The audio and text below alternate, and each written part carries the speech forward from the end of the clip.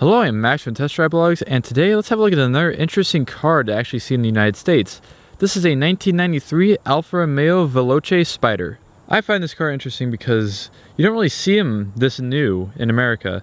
They stopped selling them in about 1993 or 1994, and it's just an odd car to find. Fairly interesting, chrome door handles, leading into a black interior, which is leather. The door panels were kept extremely simple in these cars. All you really have is a door handle, a speaker down below. Both seats are fully manual, with headrests you can adjust.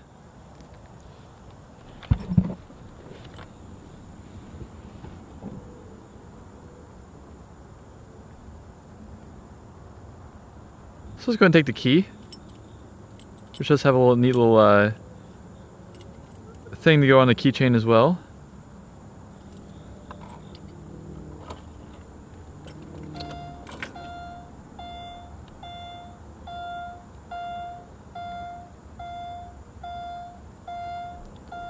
And let's go and fire it up.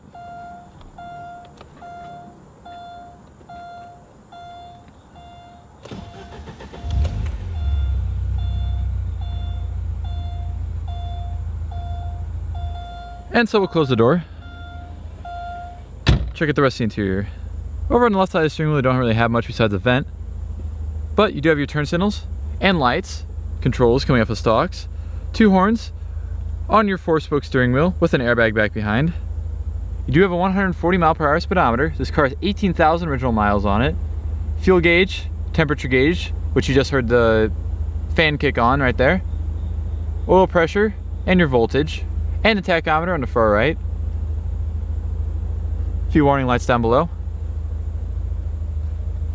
Do have windshield wipers on the stalk on the right. A couple more vents on the top and the inside of the dash. It would have a custom radio. Do you have your climate control around the shifter here? Fan speeds, temperatures, and your different zones, as well as AC down below. You have a clock directly underneath the shifter. And in homage to the old Duetto Spiders from the 60s, the shifter is like way up here on the dash. It is a 5-speed configuration. It's all the way over and down for reverse. But it's like at a very odd angle. It's kind of hard to get used to. Window controls, as well as your flashers down below. Ashtray. Mirror controls right here.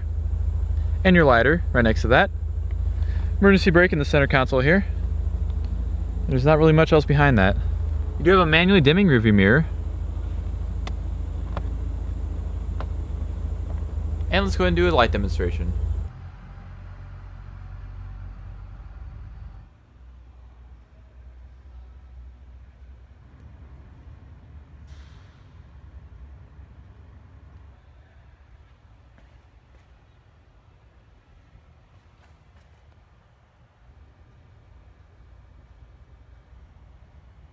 And so, we're going to shut it down.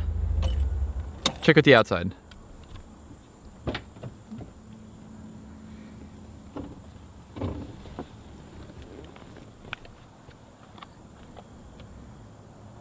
The original design of the Alfa Romeo Spider ran all the way from 1966 to 1994, as it kept most of the body lines and general design of the car the same throughout all those years.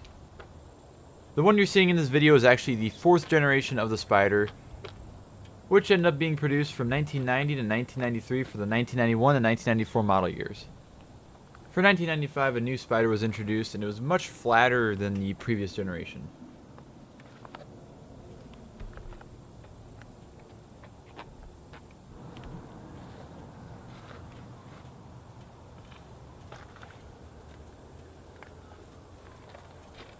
In 1993, the base model Alfa Romeo Spider got 185/70 R14 tires and wheels, and the Veloce actually got 195/60 R15 tires and wheels.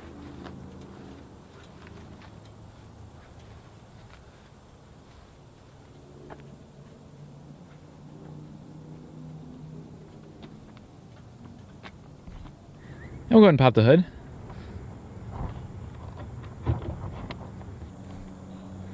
Reverse opening, as all Spiders are.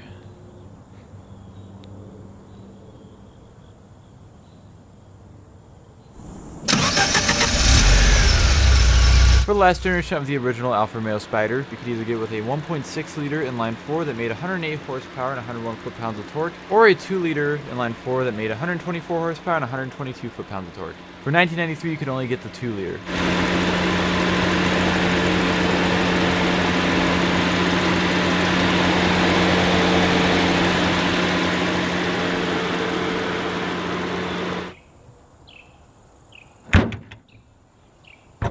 And we'll open up the passenger side.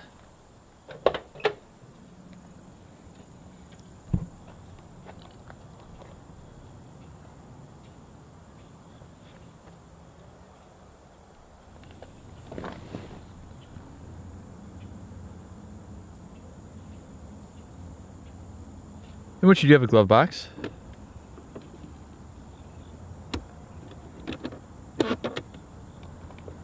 And a mirror with lights.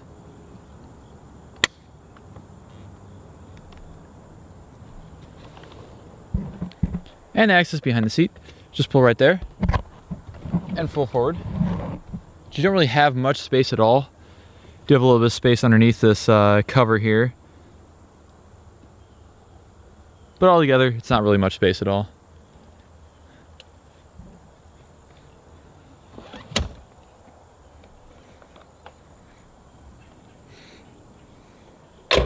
The fuel cap and trunk opening releases are both right here, right next to the driver's seat. A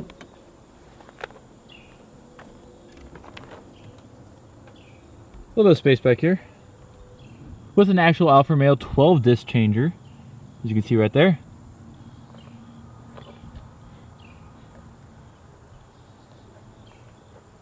You also have a battery shut off right in the back there.